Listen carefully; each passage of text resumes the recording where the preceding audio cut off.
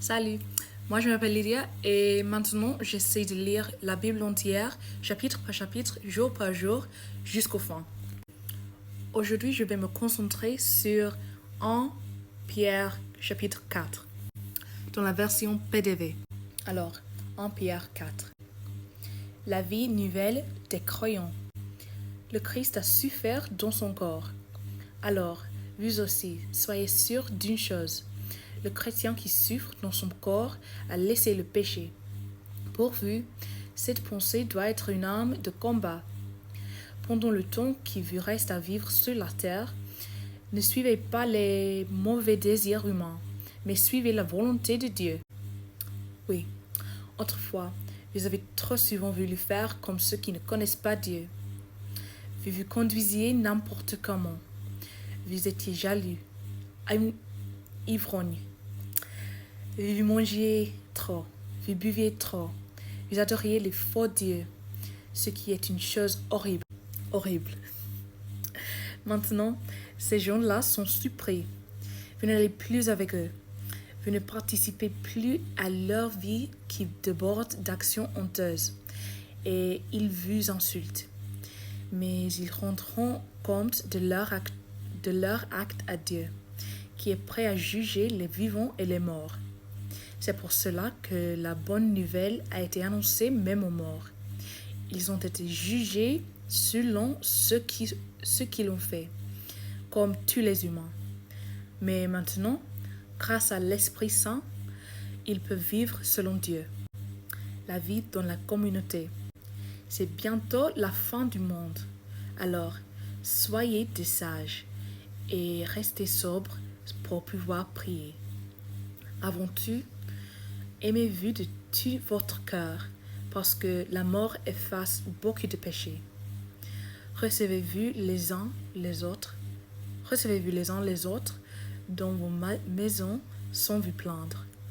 Mettez-vous au service des autres, selon le don que chacun a reçu. Soyez comme de bons serviteurs qui prennent soin de dons variés de Dieu. Celui qui parle doit être le porte-parole de Dieu. Celui qui sert doit servir avec la force que Dieu donne. Alors, tous rendront gloire à Dieu en toutes choses par Jésus-Christ. À lui la gloire et la puissance pour toujours. Amen. Souffrir à cause de la foi chrétienne. Amis très chers, vous êtes dans le feu de la souffrance.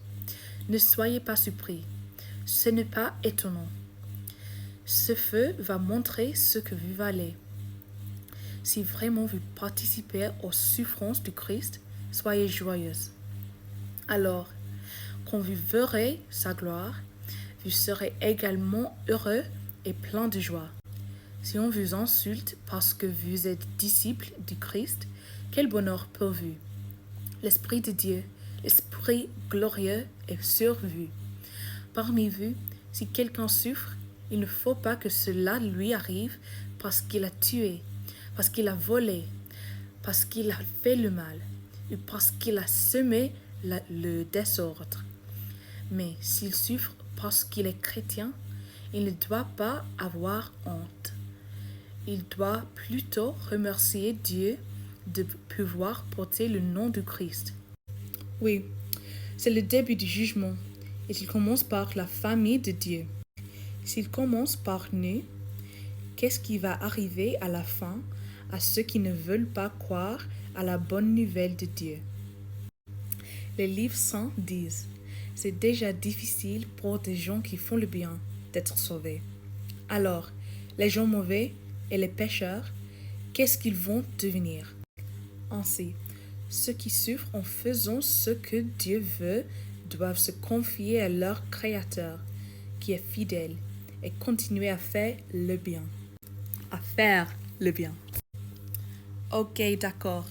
Merci de m'écouter aujourd'hui, de me supporter et de supporter mon accent et ma prononciation, etc., etc. Et j'espère vous voir demain à lire plus de la Bible. Au revoir!